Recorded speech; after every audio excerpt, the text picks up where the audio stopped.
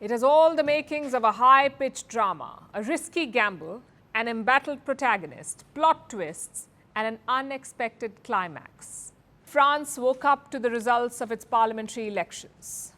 And needless to say, it was a shocker. Newspapers were ready to print a win for the far right. Instead, it's the left that got the first place.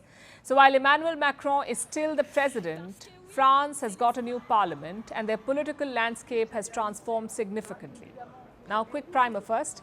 In June, the European Parliament held its elections. The French far right made huge gains there. It left the French president uneasy. So President Emmanuel Macron saw it as a blow. He dissolved the parliament. He called for elections. In the first round, the far right came on top. But no party had a majority, so they had to go for a second round. That happened yesterday. The far right was expected to make more gains, but they ended up coming third. The maximum number of seats went to the left.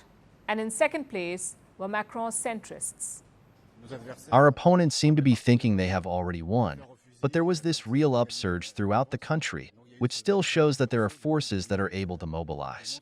The turnout increased, and so we won. It is a very good thing. Relieved. Terribly relieved. I tell myself the French people have responded. We couldn't let the national rally win. This is not France. This is not the France of enlightenment. It's not the France of liberty, equality, fraternity. So how did it happen? And what does this result mean for France? Let's look at the top 5 highlights. Number 1, it's a huge victory for the left. They were fighting under the new Popular Front. The left parties had come together as the Popular Front. It's a coalition of 4 main parties: the France Unbarred Movement, the Socialists, the Greens, and the Communists. So it's quite a diverse bunch. Now, these parties do not have a lot in common. They differ in ideologies. They've had disagreements. But this time they came together to keep Marine Le Pen's national rally out of government. This evening, the national rally is far from having the absolute majority the commentators predicted scarcely a week ago. In fact, it's totally the opposite. It's an immense relief for an overwhelming majority of people in our country. Which brings us to highlight number 2. Who will become the Prime Minister? Usually the president names a prime minister from the biggest faction. In this case, the biggest faction is the new Popular Front, that is the leftists. The alliance says it will put forward a candidate by next week. But it won't be without disagreements.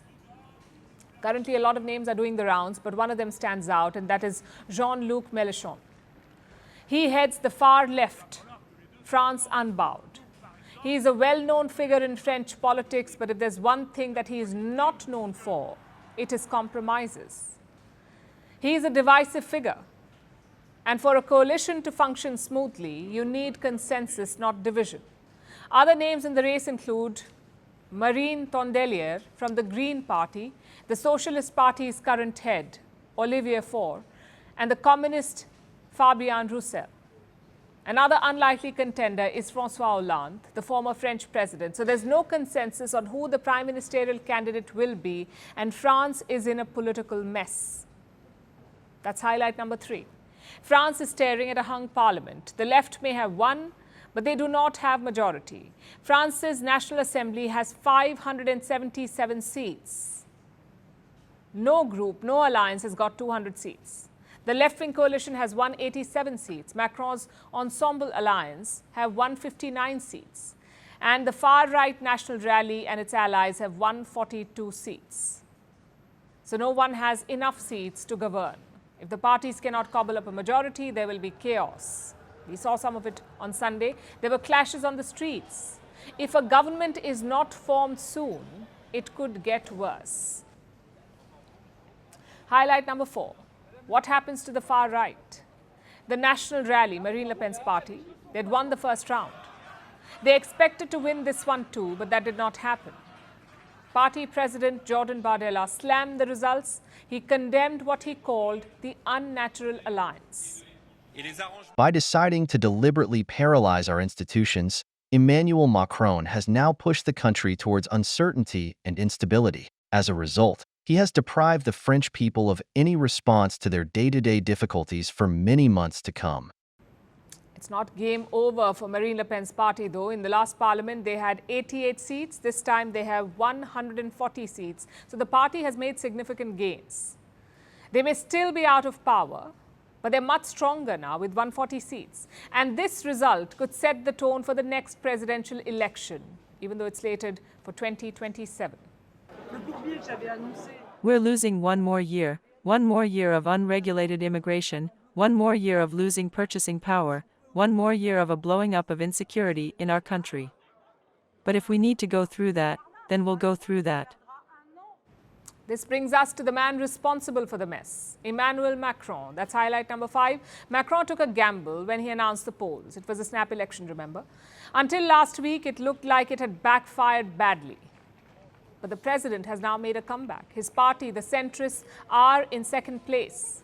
The far right are out of power. So Macron may not have won, but he hasn't lost as much as was feared. And the road ahead will be tough for him. Macron, like I said, remains president of France. But with the parliament as divided as this, there will be political deadlock. And all eyes are on the president. He cast the die that led to this mess. So now he must clean it up.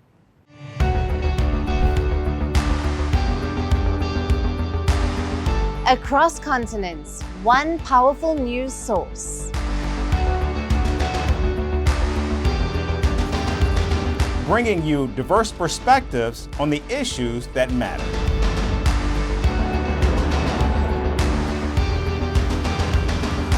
We go beyond the boundaries to give you that little extra about every sporting moment.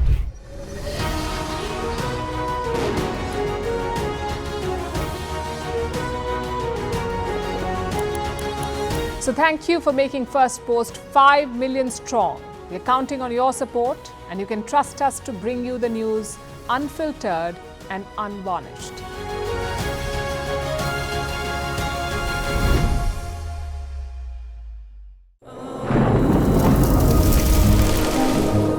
Climate change is on our doorstep.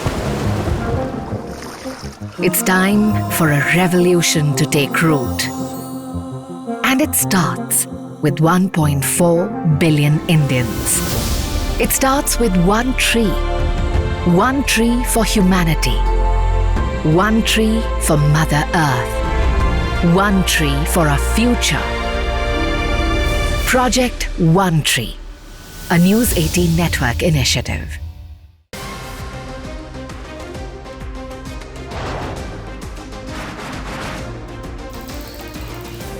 Obviously today, the T20 World Cup bandwagon has moved across to the West Indies. What can you expect from this? Hello, I'm Alison Green, coming to you from Durban, South Africa. Today we have a special show. We'll start with a report on India's shifting nuclear posture. The first time since India officially became a nuclear power. Hello and welcome to Firstpost America. I'm Aaron Ham, coming to you live from the nation's capital, Washington, D.C.